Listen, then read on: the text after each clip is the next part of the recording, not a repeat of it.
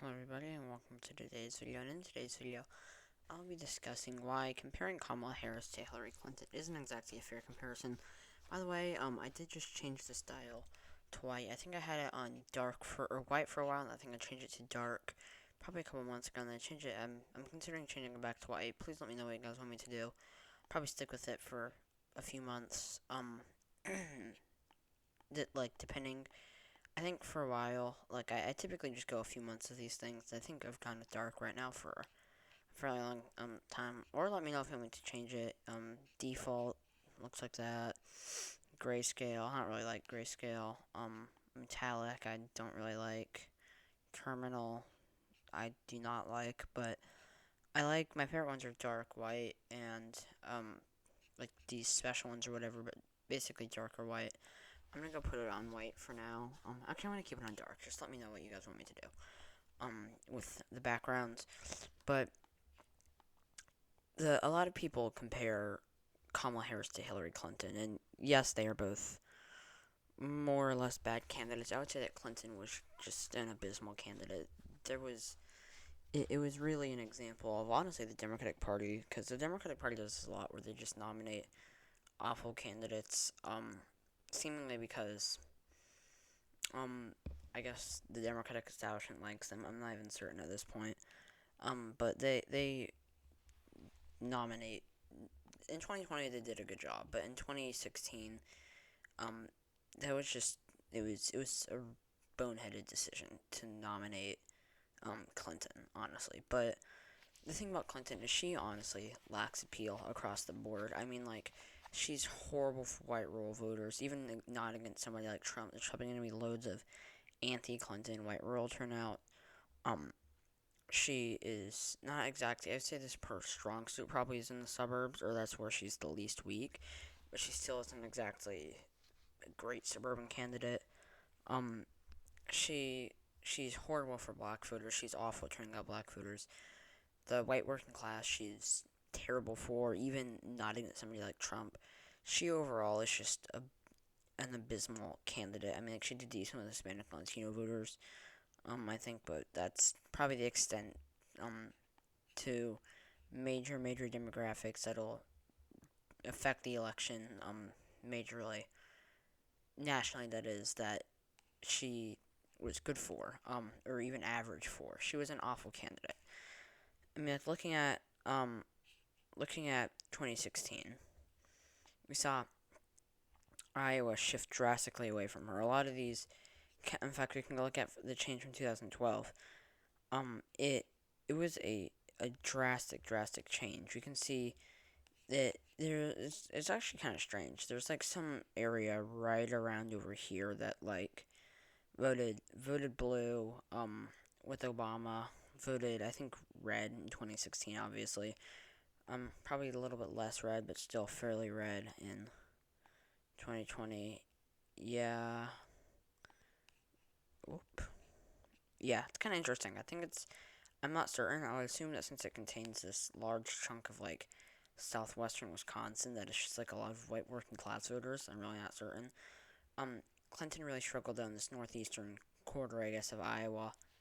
Um, she did terribly in Wisconsin. She did terribly across the Rust Belt. When you're a Democrat and you're struggling to turn out black voters, and you're still doing poorly with the working class, that is not a good sign. A lot of Democrats are probably going to be other like really strong for one of those demographics and weak for the other. For example, Tammy Baldwin. I actually think she's among Rust Belt Democrats. I think that or at least among Rust Belt Democrats from swing states. I think she's probably maybe the strongest for black voters. I mean, like, or that could actually, or in terms of like progressive, more left wing Democrats who are gonna have loads of working class appeal. I actually think she's one of the better um, Democrats in those areas with black voters. I mean, like Sherrod Brown, I think would be worse. Just in terms of Rust Belt Democrats from swing states, Bob Casey's probably better. But Gretchen Whitmer maybe. Ron Kind, though, I mean, Ron Kind's retiring at this point, so it doesn't really matter. But Tim Ryan would be terrible. I think among progressives in general, she's probably better than Elizabeth Warren, probably better than AOC. Bernie is a bit of a loose cannon in terms of where his appeal is, but regardless, to somehow turn into Tammy Baldwin. Um, a lot of Democrats are either progressive and populist and have very good working class appeal and pretty decent appeal to like rural farmers, but not as much appeal to black voters.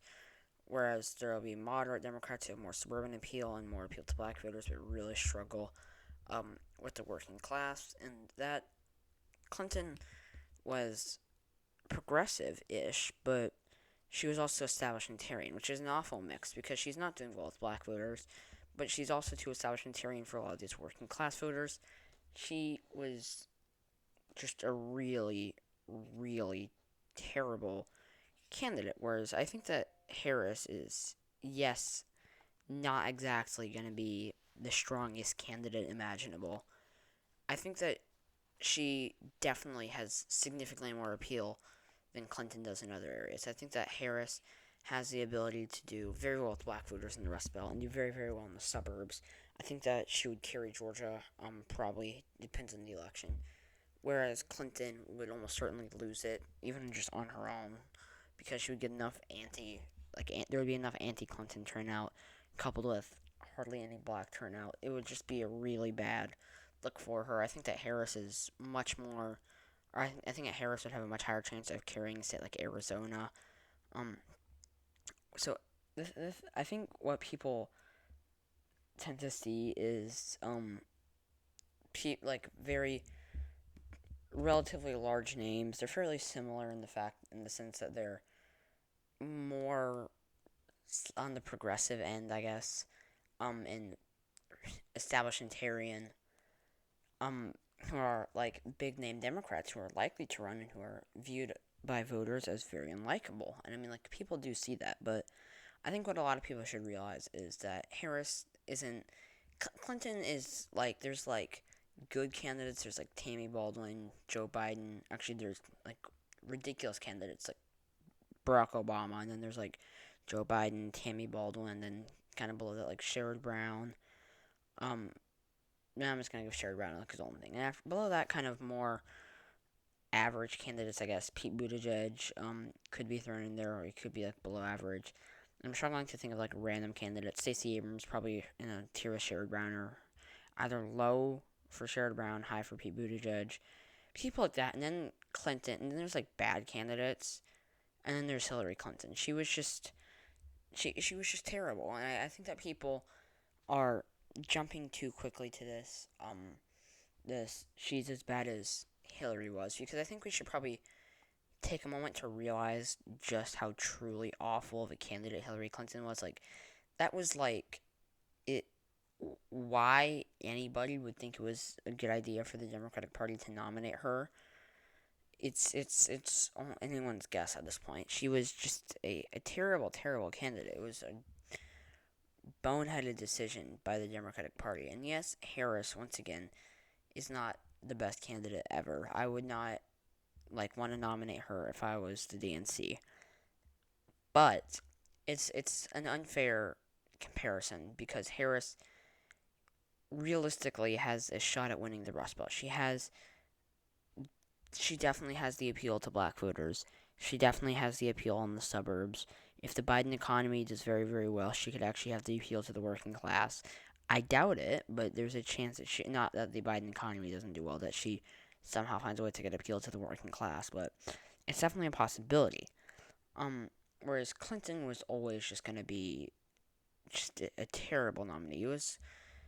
I'm not certain how much I'm going to stress this, but it was just a stupid decision by the Democratic Party to nominate somebody like Hillary Clinton from an electoral standpoint. But so yeah, thank you so much for watching this video. If you enjoyed it, please leave a like below. Stay tuned for my next video. Please comment your suggestions down below. Subscribe to my channel if you haven't already. Once again, please let me know which style you guys want me to use. And I hope to see you all in my next video. Bye.